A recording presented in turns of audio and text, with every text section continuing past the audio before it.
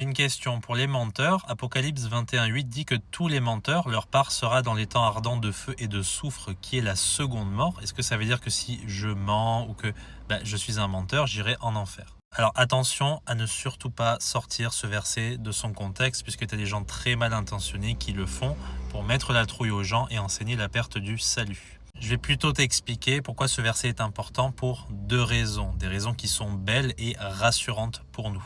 Déjà dans le contexte, on est dans la Nouvelle Jérusalem, on est après le jugement dernier, on est dans un endroit qui est parfaitement préservé du péché, on sera sur la nouvelle terre et on n'a qu'une hâte, c'est de tous s'y retrouver. Il n'y aura ni incrédule, idolâtre, meurtrier, sorcier et menteur. C'est ça que l'auteur veut surtout signifier. Ensuite, deuxièmement, c'est un verset très important pour l'évangélisation. Pourquoi? Parce qu'on veut montrer aux gens qu'un seul mensonge est suffisant pour condamner une personne en enfer.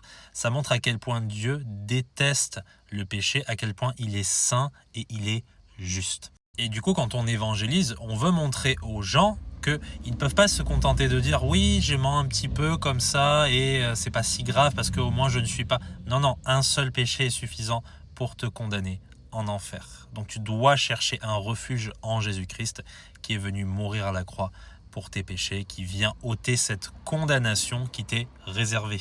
Mais pour nous qui sommes en Christ, qui avons connu cet amour infini, cette œuvre rédemptrice à la croix, eh bien, qu'est-ce qu'on fait? Est-ce qu'on se contente maintenant de mentir et d'abuser de la grâce? Absolument pas. On se rappelle la sainteté de Dieu, sa justice. Dieu a changé notre cœur pour que maintenant on désire se sanctifier de plus en plus et donc on aura de moins en moins envie de mentir et de plus en plus envie de tirer les gens du feu, d'accord?